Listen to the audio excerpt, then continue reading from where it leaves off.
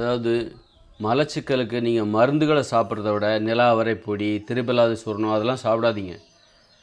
அப்படின்னா நீங்கள் என்ன ஆரம்பிச்சிடுவேன், அப்போ வந்து உணவில் உங்களுக்கு வந்து மலச்சிக்கலை போக்குவதற்கான உணவில் தேட மாட்டீங்க. எந்த உணவை சாப்பிட்டால் செரிமானம் ஆகும் அப்படிங்கிற அந்த தேடலுங்கிறது இந்த நீங்கள் பொடியை சாப்பிட்டீங்கன்னு வச்சுங்க, ஏதாவது மருந்து சாப்பிட்டு தினசரி நான் என்னுடைய மலச்சிக்கலை நான் சரி செய்து கொள்கிறேன் அப்படின்ட்டு நீங்கள் பண்ணிங்கன்னு வச்சுங்க, நான் தினசரி நீ மலச்சிக்கலை போக்குவதற்கு என்ன செய்கிறீங்க, நான் நிலாவரை சூரணம் சாப்பிடுகிறேன், அல்லது திரிபலாதி சூரணம் சாப்பிடுகிறேன், அல்லது கடுக்கா பொடி சாப்பிடுகிறேன், இப்படி அல்லது நான் வந்து வெந்தயம், ஓமம், கருஞ்சீரகம், சீரகம் இதெல்லாம் வறுத்து பொடி பண்ணி தினமும் சாப்பிட்றேன் அப்படின்னு நீங்கள் போனீங்கன்னா உணவில் தேட மாட்டீங்க. உணவில் வந்து எதை வேணாலும் சாப்பிடணும். நம்ம தான் பொடி சாப்பிட்றோம்ல, உணவு செரிமானம் ஆவதற்கு நம்ம தான் பொடி சாப்பிட்றோம்ல, கடுக்கா பொடி சாப்பிட்றோம், என்ன சாப்பிட்டாலும் செரிமானம் ஆகிடும் அப்படின்னு சொல்லிட்டு உணவில் கோட்டை விட்டுருவீங்க. உணவில் வந்து எதை சாப்பிடணும் எதை சாப்பிடக்கூடாது அப்படிங்கிறது இல்லாமல் எல்லாத்தையும் சாப்பிட ஆரம்பிச்சு எதை சாப்பிட்டா செரிமானமாகும். ஏற்கனவே உங்களுக்கு ஒரு மலச்சிக்கல் இருக்குது, மலச்சிக்கல் பிரச்சனை இருக்குது.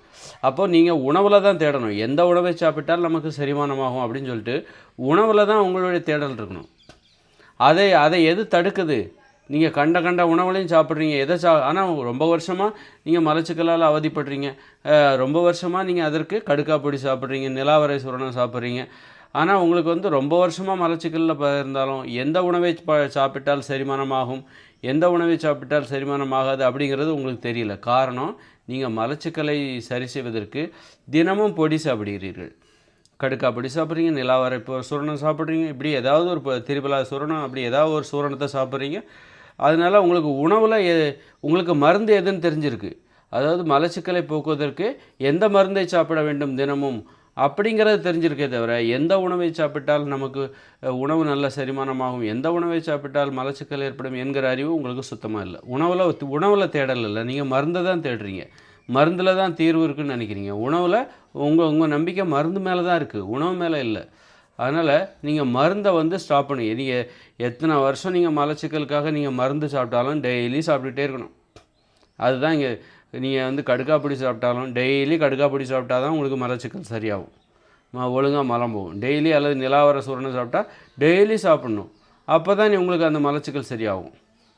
மருந்தை நீங்கள் நம்புனீங்கன்னா உங்களுக்கு பிரச்சனையிலேருந்து விடுதலை கிடைக்காது. மருந்தை நம்பினீர்கள் என்றால் எத்தனை வருஷம் ஆனாலும் உங்களுக்கு விடுதலை கிடைக்காது. டெய்லி மருந்து சாப்பிட்டே இருக்கணும். அதுக்கு பதிலாக நிரந்தர தீர்வு உங்களுக்கு வேணும் அப்படின்னா உணவை சாப்பிடுங்க, உணவில் தேடுங்க. நீங்கள் அதைத்தானே எதிர்பார்க்குறீங்க. என்ன தான் மருந்து டெய்லி சாப்பிட்டாலும் நிரந்தர தீர்வு வேணுங்கிறது தான் எல்லாருடைய எதிர்பார்ப்பு. நிரந்தர தீர்வுங்கிறது என்னது? மருந்தே சாப்பிடாத ஒரு நிலை, அதுதானே நிரந்தர தீர்வு. அதுதான் நானும் சொல்கிறேன். உணவில் தேடுங்க, மருந்தை தேடாதீங்க, மருந்தே சாப்பிடாதீங்க.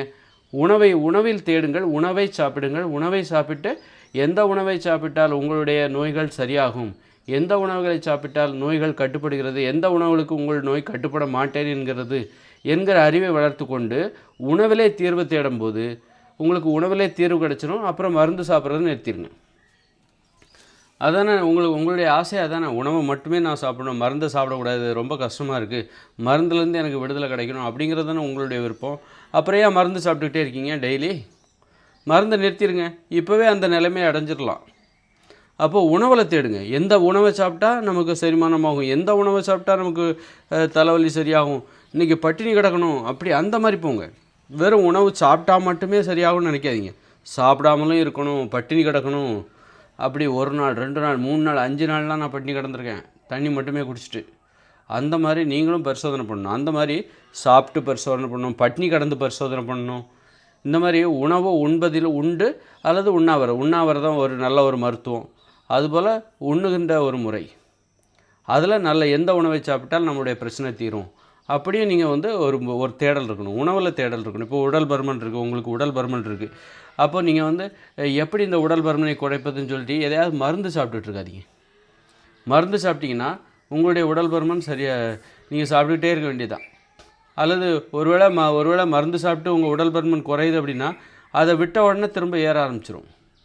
அதனால் நீங்கள் வந்து என்றைக்காவது ஒரு நாள் நீங்கள் மருந்தை விடணும், மருந்துலேருந்து விடுதலை வாங்கணும் அப்படிங்கிறது தான் உங்களுடைய விருப்பம். யாரும் மருந்தெல்லாம் விரும்பி சாப்பிட்டுட்டு இருக்க மாட்டாங்க. அப்படின்னா உணவில் தான் உங்களுக்கு உணவில் தேடுங்க. எந்த உணவை சாப்பிட்டால் உடல் எடை கூடாது, எந்த உணவை சாப்பிட்டால் உடல் எடை கூடும், எதை சாப்பிட வேண்டும், எதை சாப்பிடக்கூடாது, எதை சாப்பிட்டா நல்லா செரிமானமாகுது, உடல் எடை கூடுவதற்கு என்ன காரணம், மலச்சிக்கல் அந்த மாதிரி எதுவும் பிரச்சனை இருக்கா? அப்போ அது எதை சாப்பிட்டா நல்ல செரிமானமாகும்? அப்புறம் சாப்பிடாம வேற இருக்கணும், உண்ணாவிரதம் இருக்கணும்.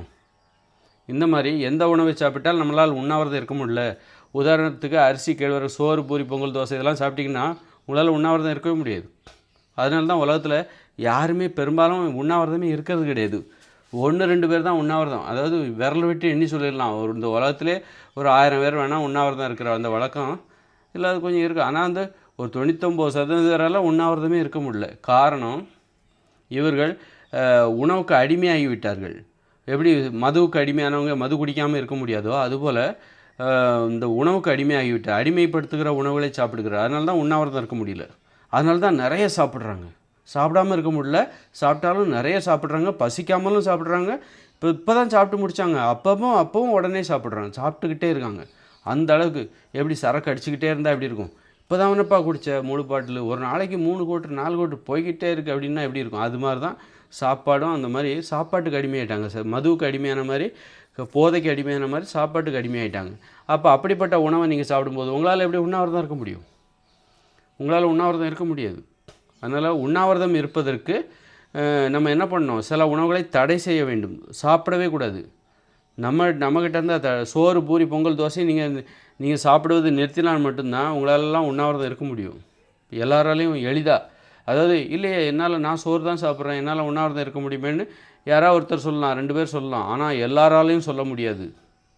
எல்லாரும் சொல்லணும் அப்படின்னா எல்லாராலையும் அது முடியும். அப்போ அதுக்கு சில உணவுகளை சாப்பிடவே கூடாது. நம்மளை பலவீனப்படுத்துகிற, அடிமைப்படுத்துகிற உணவுகளை சாப்பிடாமல் இருந்துட்டால் நம்மளால் உண்ணாவிரதம் இருக்கிறது ஈஸி. ஏன்னா அதாவது நமது சோறு, பூரி, பொங்கல், தோசை இதெல்லாம் நம்மளுடைய ஆசையை அதிகப்படுத்தும். அதே நேரத்தில் நீங்கள் காய்கறிகள், பச்சை காய்கறிகள், பழங்களை சாப்பிட்டீங்கன்னு வச்சிங்க, சோறு பூரியெல்லாம் சாப்பிடாம பச்சை காய்கறிகள் பச்சையாக சாப்பிடணும், உப்பெல்லாம் சேர்க்காம. அந்த மாதிரி சாப்பிட்டிங்கன்னா உங்களால் ஈஸியாக உண்ணாவிரதம் இருக்க முடியும். எப்படின்னா, பச்சை காய்கறிகளை சாப்பிட்றத விட உங்களுக்கு வெறுப்பாக இருக்கும். பச்சை காய்கறிகளை சாப்பிடணுமா, என்னடா இது அப்படின்னு வெறுப்பாக இருக்கும். அப்படி வெறுப்பாக இருக்கும்போது ஒரு வேளை பட்டினி கிடக்கிறது உங்களுக்கு ஈஸி. இதை சாப்பிட்றத விட ஒரு வேளை பட்டினி கிடக்கலாம் அப்படின்னு கூட தோணும். இதை சாப்பிட்றத விட ஒரு நாள் பட்டினி கிடக்கலாம். இதுதான் உணவா? மனிதனுடைய உணவு பச்சை காய்கறிகளும், பழங்களும், கீரைகளும், கிழங்குகளும் தான் உணவா? உப்பை சேர்த்துக்கூடாதா?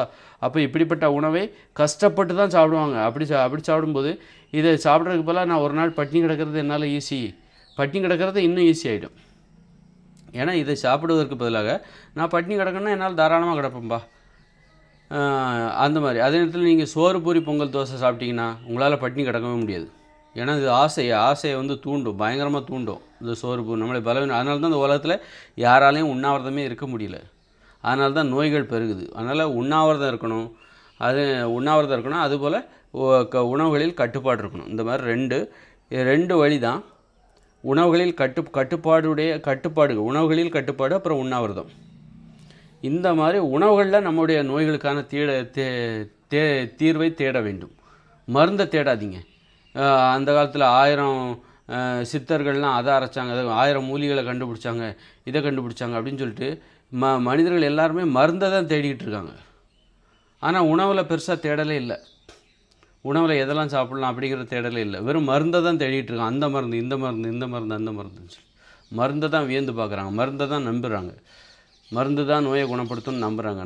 மருந்தை நிறுத்துங்க. முதல்ல மருந்து சாப்பிடுவதை நிறுத்துங்க. உணவில் அந்த மருந்தை தேடுறீங்களே, எந்த மருத்துவரை தேடினா அவர் குணப்படுத்துவார், அந்த தேடலை. எந்த உணவை சாப்பிட்டால் நோய் குணமாகும், எந்த உணவை சாப்பிட்டால் நமக்கு நோய் குறைகிறது அப்படின்னு பாருங்கள். எந்த உணவை சாப்பிடும்போது உங்களுக்கு சுகர் குறையுது, ஆஸ்துமா குறையுது, சளி குறையுது, அந்த மாதிரி உணவுகளை தேடுங்கள். அதன் மூலம் தீர்வை தேடுங்கள். மருந்துலேருந்து விடுதலை அடையுங்க. மருந்தை நம்பாதீங்க. மருந்தை நம்பினீங்கன்னா நம்பிக்கிட்டே தான் இருக்கணும், கடைசி வரைக்கும் நம்பிக்கிட்டே தான் இருக்கணும். மருந்தை நம்பினீங்கன்னா அதற்கு பதிலாக அப்புறம் மருந்துக்கு அடிமையாடுவீங்க, மருந்துக்கு விடுதலை அடைவீங்க. அதனால் உணவில் தேடுங்க. உணவுங்கிறது வந்து இனிமையான ஒரு அனுபவத்தை தரும். சாப்பிட்றது தானே, நான் விரும்பி சாப்பிட்றேன், அதிலே எனக்கு தீர்வு கிடைக்குது. அதுமாதிரி உணவுகளில் தேடுங்கள். அப்புறம் உண்ணாவிரதம். இந்த மாதிரி 2 தீர்வு மூலமாக நமது உடலில் உள்ள நோய்களுக்கு தீர்வை தேட வேண்டும்.